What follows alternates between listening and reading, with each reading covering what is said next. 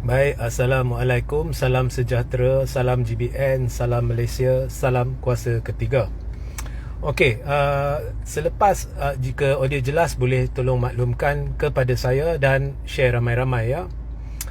Jadi selepas saya membuat satu video dulu di mana saya ditanya ya, saya ditanya jika Regi, jika anda terlibat dalam percaturan ke perbincangan ya antara MP-MP di luar kerajaan, adakah anda apa yang anda akan lakukan, apa langkah paling utama anda akan lakukan untuk membawa perubahan.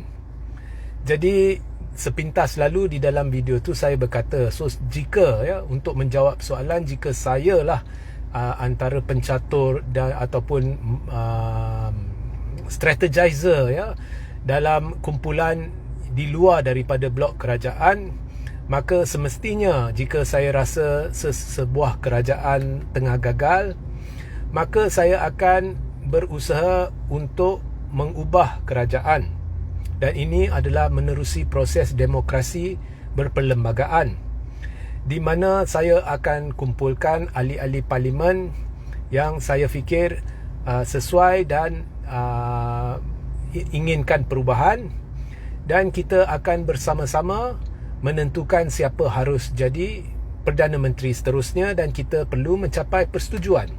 So itu yang saya beritahu. Dan soal siapa jadi Perdana Menteri bagi saya cukup logik.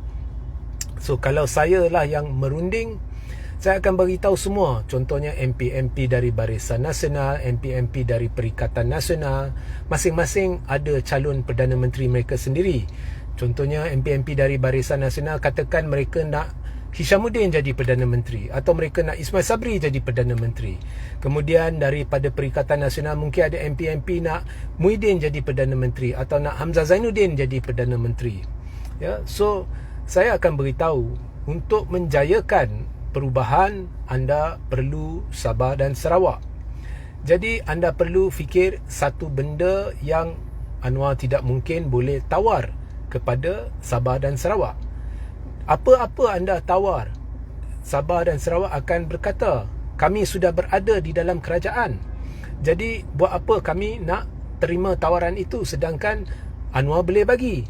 Apa-apa Anwar boleh bagi, tetapi satu benda Anwar tak boleh bagi atau tawar, iaitu tawaran jawatan Perdana Menteri.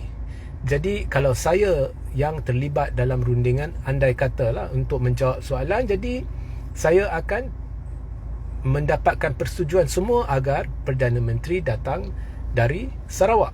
So itu adalah asas kepada live tersebut atau video tersebut ya.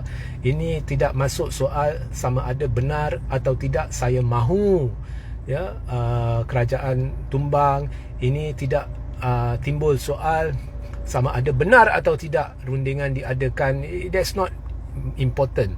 Dan kalau kita pegang kepada kata-kata Rafizi dulu, memang Rafizi dulu pernah beritahu memang kerja pembangkang ya, dia maksudkan diri dia dalam pembangkang PH, memang kerja kita untuk menghasut, dan Rafizi banyak menghasut, Anwar pun begitu ya.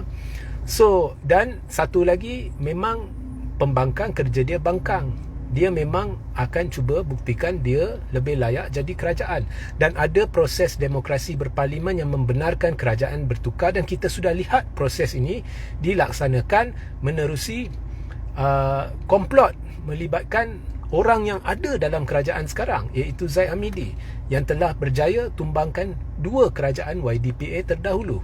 So anyway, itu adalah intipati apa yang saya jelaskan sebagai menjawab soalan. Jadi ada soalan susulan. Ada dua soalan susulan. Pertama, orang bertanya kepada saya, benarkah Oktober ini kerajaan akan tumbang? Ini banyak kali ditanya kepada saya. Dan kedua, orang bertanya, adakah Sarawak akan terima jawatan Perdana Menteri sekiranya ditawarkan? Okey, kepada soalan pertama, saya dah beritahu berulang kali, don't ask me. Ya, saya tidak tahu. Ya, anda perlu tanya MP-MP. Anda perlu tanya MP-MP dari UMNO contohnya, Anda perlu pergi tanya kepada Ismail Sabri, Hishamuddin, semua yang kononnya tak puas hati dengan Zahid, yang senyap membisu. Anda perlu pergi tanya kepada MP-MP, bukan kepada saya. Okey, so adakah ianya berlaku Oktober ke, November ke, Disember ke, atau takkan berlaku? Don't ask me. Okey. Kemudian cuma saya boleh beritahu adalah rang undang-undang perbekalan atau belanjawan 2024 ni, dia akan melalui fasa undian pada peringkat dasar di hujung bulan ini. Nah, di situ boleh gagal, boleh berjaya. Saya tak tahu kesudahan dia. Dan kemudian selepas bacaan ketiga akan berlaku undian lagi, kerana selepas undian di peringkat dasar, ia akan masuk perbahasan di peringkat jawatan kuasa. Jadi perbahasan di peringkat jawatan kuasa merangkumi jumlah kementerian yang ada. So katakan ada 30 kementerian, maka ianya akan dibahas mengikut setiap kementerian, dan kemudian ada undian kecil di sana. Dan apabila semua ini berakhir, akan berlaku satu undian menyeluruh selepas bacaan ketiga, dan itu jika kalah maka kerajaan boleh tumbang. Okey, boleh lah. So it can happen end of this month atau selepas bacaan ketiga anytime next month. Okey. So kepada soalan, jika Sarawak ditawarkan, adakah Sarawak akan terima?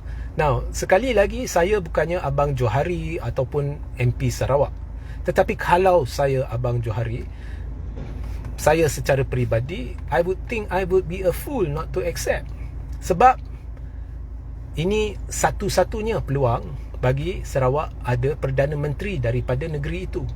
Kerana jika saya tidak menerima, pertama, saya tahu di bawah kerajaan ini, jika kerajaan ini berterusan, andai katalah memang sukar Anwar PHBN ni kekal berkuasa selepas PRU 16. Tetapi untuk tujuan perbincangan, katakan PHBN berkuasa selepas PRU 16. Okay, I know saya takkan jadi PM. Paling tinggi pun boleh tawarkan saya DPM. Okay, dan saya tahu juga Perikatan Nasional dalam tempoh yang singkat daripada nobody, dia dapat 74 kerusi. Dia dapat 74 kerusi, dan saya tahu kemungkinan amat tinggi Perikatan Nasional akan jadi Barisan Nasional baru selepas PRU 16, kerana tidak mustahil Perikatan Nasional secara total dia boleh capai lebih 90 kerusi pada PRU 16. Malah lebih baik daripada itu pun tidak mustahil. Kita lihat di pilihan raya 6 negeri, undi Melayu mengalir daripada Barisan Nasional dan PKR dan amanah kepada Perikatan. Kita lihat di Pulai, kita lihat di pilihan raya kecil baru-baru ni, undi Melayu mengalir, walaupun di kubu kuat BN ya, di Pahang ya, ia mengalir daripada di Pelangai ya, daripada PKR pergi ke Perikatan. Jadi bila banyak undi Melayu ini mengalir ke Perikatan, dan setelah tertubuhnya secara tidak rasmi negeri-negeri Melayu bersekutu, dia panggil SG4 lah, Perlis, Kelantan, Terengganu dan Kedah. So rakyat akan tidak lupa Perikatan Nasional, malah Perikatan Nasional akan jadi satu kuasa yang tidak boleh diketepikan, dan ini akan menjurus kepada kemenangan kerusi yang besar. So selepas PRU 16, Perikatan Nasional tidak mungkin akan tawarkan jawatan Perdana Menteri kepada Sarawak, dan sesiapa yang ingin terlibat dalam kerajaan semestinya perlu berurusan dengan Perikatan Nasional. So is now or never. So semestinya saya akan fikir benda itu, so saya akan terima. So is common sense. So cuma persoalannya, sudahkah persetujuan dicapai? Ada orang kata ya, ada orang kata belum. Itu saya tak tahu. Anda perlu pergi tanya kepada mereka. Apa yang saya nyatakan di sini adalah sebagai menjawab soalan, adakah Sarawak akan menerima? So kalau saya MP dari Sarawak, of course saya rasa diri saya ni kurang cerdik kalau tak terima untuk melakukan perubahan. So sekian sahaja. Assalamualaikum, salam sejahtera, salam GBN, salam Malaysia, salam kuasa ketiga.